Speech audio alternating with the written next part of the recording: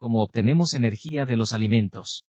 Una de la manera en la que obtenemos energía es por medio de la glucólisis, pero, ¿qué es la glucólisis? Glucólisis viene del griego, GLYKYS, que es dulce y, la isis, que es romper, es la ruta por la que se obtiene energía a través de los carbohidratos o también conocidos como azúcares.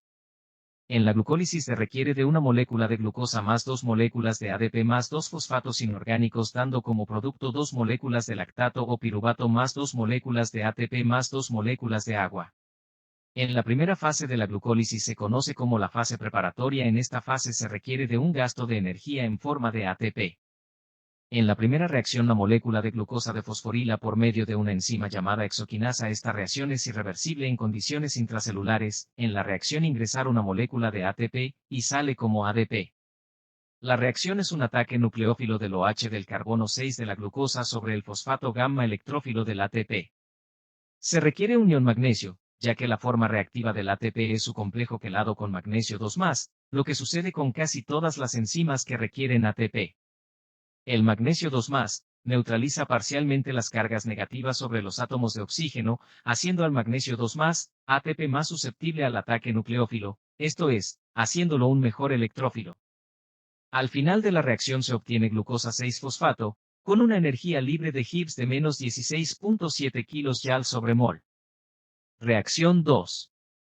La siguiente reacción, catalizada por la glucosa 6-fosfatoisomerasa, llamada también fosfoglucoisomerasa, es la isomerización fácilmente reversible de la aldosa, la glucosa 6-fosfato, a la correspondiente cetosa que es la fructosa 6-fosfato con una energía libre de Gibbs de más 1.7 kJ/mol. La reacción de isomerización se produce a través de un intermedio en ediol. B y B, H representan residuos de aminoácidos del lugar activo, que actúan como bases y ácidos, respectivamente. La transferencia del oxígeno del carbonilo del carbono 1 al carbono 2 tiene dos efectos importantes. El grupo hidroxilo generado en el carbono 1 puede fosforilarse con facilidad en la reacción 3. También dispone al azúcar para una rotura aldólica simétrica en la reacción 4. En la reacción 3, la fosfofructoquinasa cataliza una segunda fosforilación dependiente de ATP para producir un derivado de hexosa, la fructosa 1,6-bisfosfato, fosforilada en ambos carbonos 1 y 6. Sin embargo, aquí, el O del carbono 1 de la fructosa 6-fosfato es el nucleófilo que ataca al fosfato y electrófilo del ATP. Como la fosforilación en la posición 6, esta reacción es lo suficientemente exergónica como para ser esencialmente irreversible in vivo. La irreversibilidad es importante, ya que la fosfofructoquinasa constituye el lugar principal de regulación del flujo de carbono a través de la glucólisis. El producto de la reacción es fructosa 1,6-bifosfato, con una energía libre de Gibbs de menos 14.2 kJ/mol. La reacción 4 está catalizada por la fructosa 1,6-bisfosfato aldolasa, a la que se denomina habitualmente aldolasa, porque su reacción es similar a la inversa de una condensación aldólica. En esta reacción se produce la ruptura del azúcar al que se refiere el término glucólisis, puesto que el compuesto de 6 carbonos, fructosa 1,6-bisfosfato, se escinde para dar lugar a dos intermedios de 3 carbonos, el gliceraldehído 3-fosfato y la dihidroxiacetona fosfato. La reacción es muy endergónica en condiciones estándar, de manera que está muy favorecida la formación de fructosa 1,6-bisfosfato con una energía libre de Gibbs de más 23.9 kJ/mol. La reacción simétrica de la aldolasa produce dos azúcares fosfato de 3 carbonos. La función de la reacción 5, catalizada por la triosa fosfatoisomerasa, es la conversión de uno de estos productos, la dihidroxiacetona fosfato, en el otro, el gliceraldehído 3-fosfato. Dado que el gliceraldehído 3-fosfato es el sustrato de la reacción glucolítica siguiente, esta reacción permite utilizar los 6 átomos de carbono de la glucosa, los carbono 1 y carbono 6 de la glucosa se convierten en el carbono 3 del gliceraldehído 3-fosfato, el carbono 2 y el carbono 5 se convierten en el carbono 2 y el carbono 3 y el carbono 4 se convierten en el carbono 1 del gliceraldehído 3-fosfato con una energía libre de Gibbs de más 7.6 kJ/mol. Hasta este punto se han gastado 2 moléculas de ATP, la inversión de energía se ha completado. Reacción 6. Esta reacción, catalizada por la gliceraldehído 3-fosfatodeshidrogenasa, es una de las más importantes de la glucólisis, debido a que genera el primer intermedio de potencial de transferencia de fosfato elevado y porque genera un par de equivalentes reductores. Esta enzima requiere también una coenzima, el NADI, para aceptar los electrones del sustrato que se está oxidando.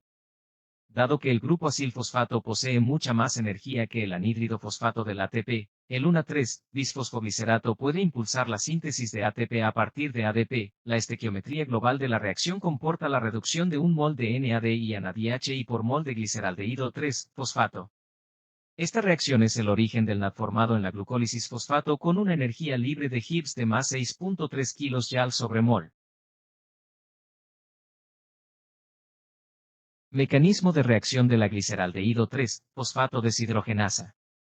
Paso 1. Formación del intermedio tioemiacetal inicial entre el gliceraldehído 3-fosfato y la enzima.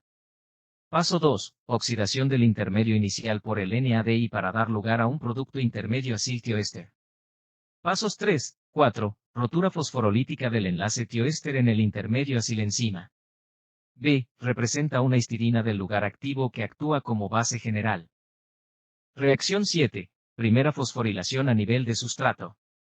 Como se ha indicado antes, el 1,3-bisfosfoglicerato, dado su elevado potencial de transferencia de grupo, tiene una clara tendencia a transferir su grupo acilfosfato al ADP, con la consiguiente formación de ATP.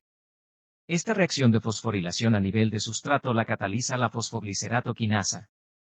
La energía de la oxidación de un aldehído a un ácido carboxílico se conserva en forma de ATP. En este punto, el rendimiento neto de ATP en la ruta glucolítica es 0. Recuerda que se han invertido 2 moles de ATP por mol de glucosa para generar 2 moles de triosafosfato. La reacción de la fosfoglicerato quinasa genera 1 mol de ATP por cada mol de triosafosfato, o 2 moles de ATP por mol de glucosa, con una energía libre de Gibbs de menos 18.8 kJ/mol. Reacción 8. Preparación para la síntesis del siguiente compuesto de energía elevada. La activación del 3-fosfoglicerato se inicia con una isomerización catalizada por la fosfoglicerato mutasa. La enzima transfiere el fosfato de la posición 3 a la posición 2 del sustrato para dar 2-fosfoglicerato. Para esta reacción se requiere magnesio 2+. La reacción es ligeramente endergónica en condiciones normales. Sin embargo, la concentración intracelular de 3-fosfoglicerato es alta en comparación con la de 2-fosfoglicerato, por lo que in vivo, la reacción se produce sin dificultad hacia la derecha. Con una energía libre de Gibbs de más 4.4 kJ/mol.